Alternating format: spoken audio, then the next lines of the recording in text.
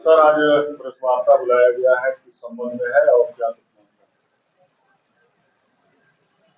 देखिए, पिछले लगभग एक हफ्ते से अधिक हो रहा है, सिविल कोर्ट गोरखपुर में न्याय के पहरुए उद्वेलित हैं, आंदोलनरत हैं।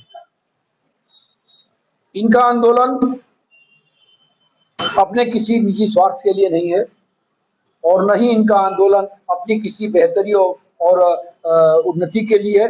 सिर्फ और सिर्फ वादकारियों के हित के लिए है और कचहरी परिसर में उनका विधि व्यवसाय सुचारू चल सके, ऐसी व्यवस्था के लिए। मैं बताना चाहूंगा कि गोरखपुर सिविल कोर्ट के परिवार न्यायालय में एक मुकदमा चल रहा है, सूर्य नारायण वर्सेस पूजा तिवारी।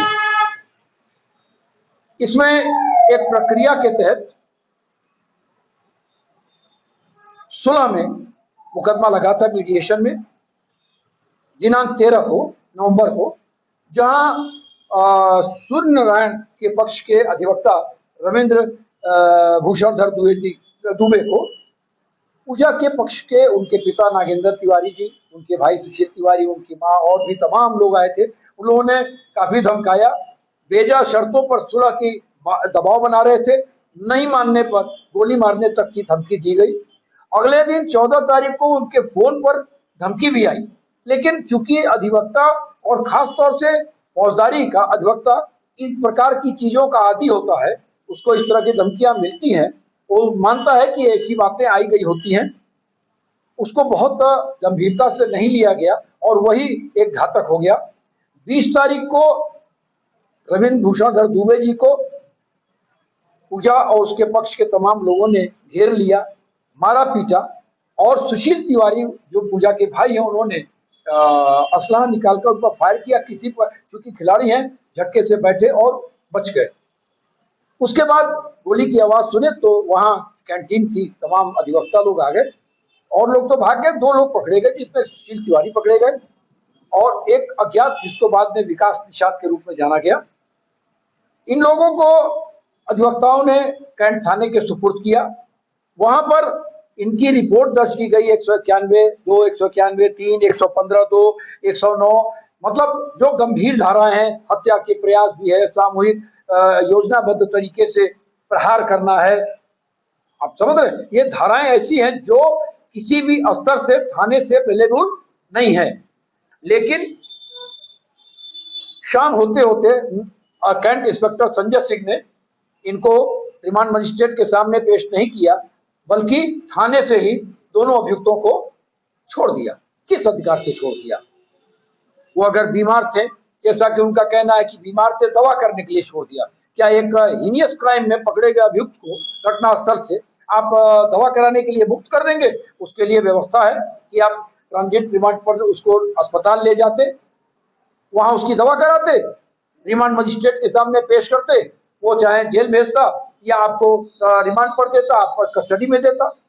लेकिन आप, संजय सिंह खुद ही न्यायालय बन गए, संजय सिंह खुद ही मजिस्ट्रेट बन गए और एक ऐसे 2 अभियुक्तों को छोड़ दिया जो कभी भी हमारे अधिवक्ता रविंद्र भूषणधर दुबे के लिए खतरनाक हो सकते थे।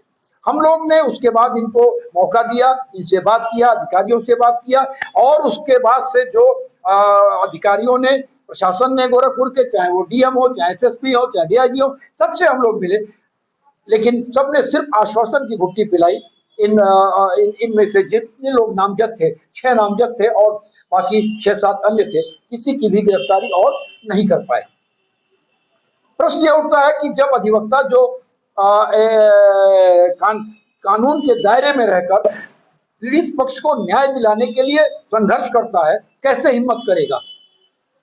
इन आताइयों का इतना मन बढ़ गया, जो 4-5 फाटक हैं हमारे के आने के, वहां हर जगह स्कैनर लगा हुआ है। तमाम बड़े असलहों के साथ पुलिस बल मौजूद रहता है, जिनका ये काम है कि वो कोई भी बाहर से आने वाले की तलाशी लेकर ही अंदर जाने दें, क्योंकि विगत दिनों में प्रदेश की तमाम न्यायालयों में गोली चल चुकी है, बम चल चुके हैं, हत्याएं हो चुकी हैं। तो कैसे एक असलहा अंदर पहुंच गया और फिर फायर करने के बाद वो असलहा लेकर निकल गया। अभी 2 दिन पहले हम लोगों ने, कल भी हम लोगों ने भयंकर रूप से अम्बेडकर चौराहे को जाम किया।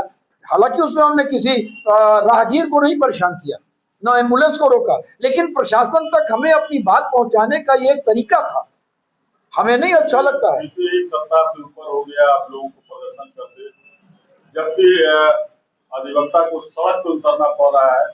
क्या कहेंगे अब आगे की क्या उम्मीद है आपको, क्या कार्रवाई होगी या नहीं होगी? अगर होगी तो ठीक है, नहीं होगी तो आगे का क्या आप लोगों का क्या आगे करना है आप लोग? देखिए, यह जो स्थानीय प्रशासन होता है या उसकी वह किसी दबाव में है, यह निश्चित तौर पर किसी दबाव में है, लेकिन हमें शासन से पूरी उम्मीद है, हमारी आवाज शासन तक पहुंच रही है।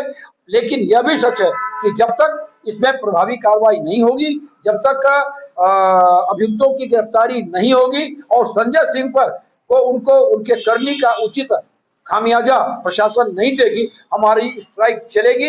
हमें जिन भी वादकारियों को इसमें परेशानी हो रही है, हम पूरी बार की तरफ से उन लोगों से क्षमा मांगते हैं, क्योंकि यह लड़ाई भी एक पक्ष के ही बेजा दबाव से बचाने की लड़ाई है और इस लड़ाई में हमारा बार एसोसिएशन पूरी तरीके से मुखरित है। हमारे अध्यक्ष भानु पांडे हो और मंत्री गिरिजेश मणि हो या एकदम नवोदित आज का एक दिन का भी अगर रजिस्टर्ड सभा का अधिवक्ता है और चाहे अध्यक्ष, सारे लोग एकजुट होकर अधिवक्ता और पक्षकारों के मान सम्मान और सुरक्षा के लिए लामबंद हैं, लड़ रहे हैं। परेशानियां हो रही हैं, उसको बर्दाश्त कर रहे हैं, लेकिन ये लड़ाई अपने स्वाभिमान की है, अपने आत्मरक्षा की है और न्याय को कायम करने की लड़ाई है, जो जारी रहेगी जब तक कि कुछ नहीं होता।